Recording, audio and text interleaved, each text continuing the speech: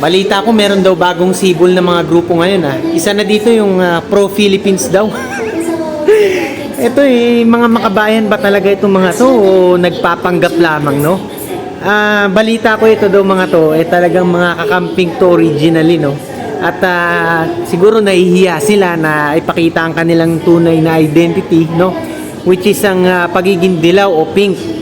Kaya nagtatago ang mga ito sa salita o ay ang pangalan ng grupo nilang Pro-Philippines. Napakagandang pangalan ng grupo, no? Pero kung talagang ihimay natin at mag-a-analyze kayo maigi, mga kanoypi, isang malaking kalokohan yan at yung mga yan, mga makapili. Mga makapili ng bagong henerasyon. Yan, no? Yan ang itatawag ko sa kanila.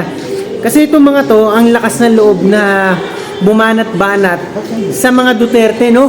Diyan mo makikita yung kanilang pagiging one-sided o yung pagiging bias. Dahil nga kita nyo kung hindi talaga sila bias, babanat din dapat sila sa administrasyong bangag na ito. Pero dahil nga mga duwag at mga bahagang mga buntot na mga yan, no? Hindi nila kayang bumanat sa administrasyon ngayon dahil natatakot sila na baka makasuhan sila, di ba?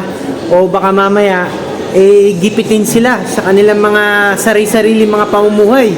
Hindi malayong mangyari yan dahil yan naman ang style ng administrasyong bangag talaga ngayon. Pero paano nyo hahangaan ng mga ganyan mga klase ng mga Pilipino na ang babanatan nila yung mga ginigipit dahil gusto nila makiisa sa mga nanggigipit at talagang mga ginagamit ang kapangyarihan ng gobyerno para sa kanilang pansariling mga interes o kapakanan, no? Itong mga pro-Philippines na to, magaling to pagkadating sa mga vlog na haluan nila ng pagiging intelihente kuno, no? Haluan nila ng English. Hindi pwedeng walang magiging English sa kanilang mga content, no? Talagang dyan yung mapapansin yung pagiging colonial mentality ng mga ito, no? Talagang akala nila madadaan nila sa pa-English ang sambayan ng Pilipino upang mapaniwala nila, no, na para magmukha silang mga credible, wherein sila naman kulang talaga sa mga facts at talagang kulang na kulang, alam nyo kung saan? Sa prinsipyo, no? Dahil madali lang naman mag-research, madali lang naman na kumuha ng mga detalye o impormasyon, pero ang mahirap yung magkaroon ka ng talagang prinsipyo na naka-instill sa pagkatao mo, no? Yan ang hindi mo mabibili at hindi matuturo At ito nga mga pro-Philippines na to, no? Talagang hindi nila magagawa na maging makabayan, yan ang masasabi ko. Dahil nga sila ang agenda ng mga yan sa ngayon, Sa ngayon, ang gusto nilang tirahin mga Duterte. Tapos pagka napabagsak nila mga Duterte, which is nearly impossible naman, ang susunod na nilang babanatan o pababagsakin ay yung mga Marcos na at mga loyalista.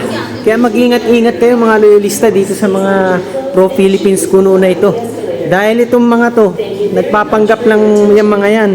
At sila, duwag naman hindi kayang bumanat pagdating sa bangag na administrasyon to. Yan lang. So yan, hanggang dito muna tayo mga kanoypi. Basta lagi ko kayong i-remind na lagi kayong maging makabayan. Hindi katulad ng mga pro-Philippines na to na makapili, no? Nang sa ganun, ang Pilipinas maging Singapore one day. Hanggang sa muli, ang inyong pinakasiga sa mga siga. Tigasing Noypi. Naman sa mga tulong.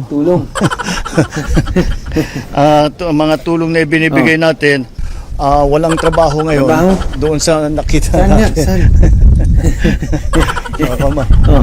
Maano? Masama tayo sa... Ba't kami masasama dyan? Ikaw lang. Ano? Doon yung mga yung mga nakita Saan natin. nga? Wala.